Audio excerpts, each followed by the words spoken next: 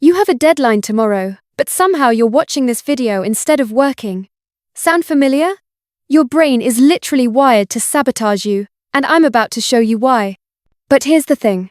Once you understand what's happening in your head, you can actually hack it to work for you instead of against you.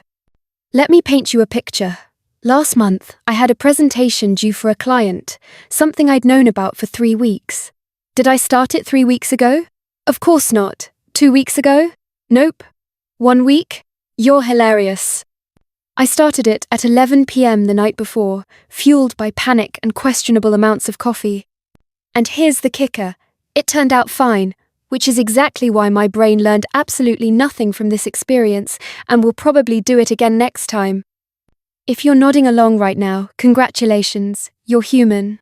Procrastination isn't a character flaw or a lack of willpower. It's your brain doing exactly what it evolved to do, just in a world it wasn't designed for. So what's actually happening up there? Your brain has 2 main systems battling it out every day. Think of them as the adult and the toddler. The adult, your prefrontal cortex, is rational, forward-thinking, and responsible. It knows you should do your taxes, eat vegetables, and start that project early. The toddler, your limbic system, lives in the moment and wants what feels good right now.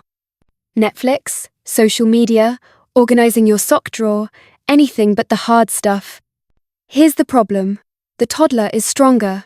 It's been around longer evolutionarily, it's faster to react, and it doesn't care about your future self's problems. When you're faced with a task that feels overwhelming, boring, or potentially embarrassing, your toddler brain hits the panic button and screams, "Nope, let's do literally anything else."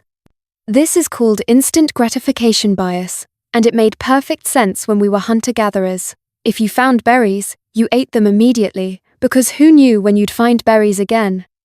But now we live in a world where the berries are everywhere, and the important stuff, like finishing that report, doesn't give us immediate rewards. Then there's the fear of failure piece. Your brain has this lovely feature where it would rather have you fail due to lack of time than lack of ability. If you procrastinate and then do poorly, you can always tell yourself, "I could have done better if I'd had more time." It's a defense mechanism, but it's also a trap. And perfectionism? That's just fear of failure wearing a fancy outfit. Your brain convinces you that if you can't do something perfectly, you shouldn't do it at all. So you wait for the perfect moment, the perfect plan, the perfect mood, none of which actually exist. Now, you might think procrastination is a modern problem. After all, we have more distractions than ever, but humans have been putting things off for millennia. The ancient Greeks literally had a word for it, akrasia, meaning acting against one's better judgment. The real breakthrough in understanding procrastination came from psychologist Dr. Piers Steel, who analyzed decades of research and found something fascinating. Procrastination has actually increased over the past 30 years, but not because we're getting lazier. It's because the gap between effort and reward has gotten bigger. Think about it. Our ancestors could plant seeds and see crops grow. They could make tools and immediately use them. We write reports that disappear into email chains. We work on projects that might not see the light of day for months. Our brains are still wired for immediate feedback, but our work rarely provides it. Dr. Tim Pycyl's research at Carleton University revealed something even more interesting. Procrastination isn't about time management, it's about emotion management.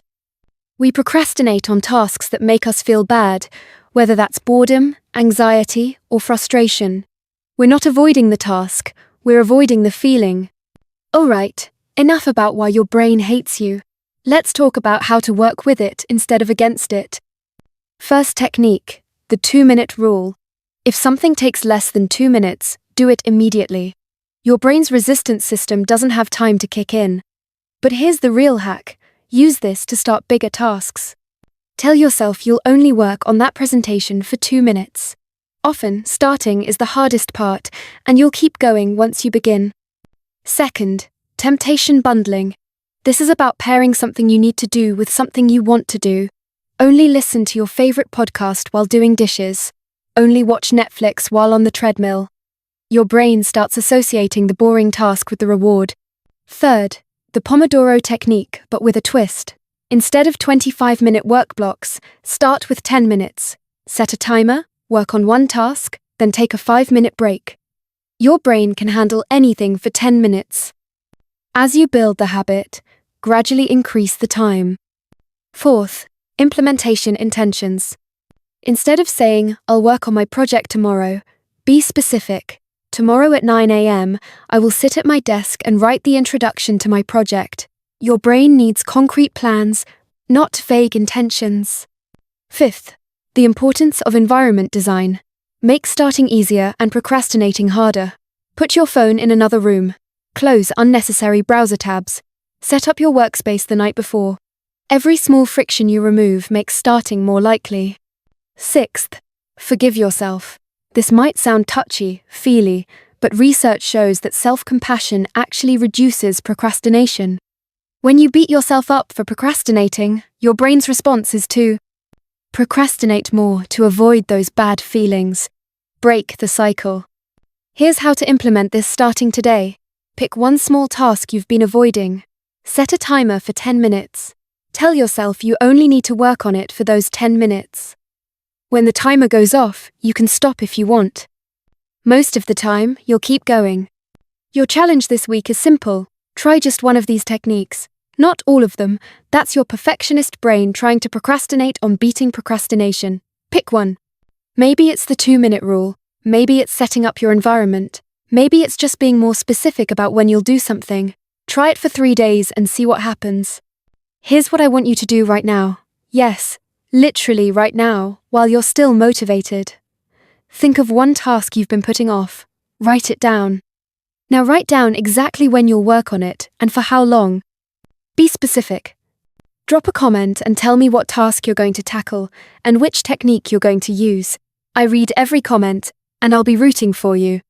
And if you want more evidence-based strategies for outsmarting your brain, hit that subscribe button.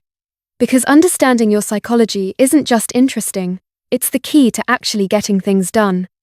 Remember, your brain isn't broken. It's just doing its job in a world it wasn't designed for. But now you know how to work with it instead of against it. Now stop watching videos and go do that thing you're supposed to be doing. Your future self will thank you.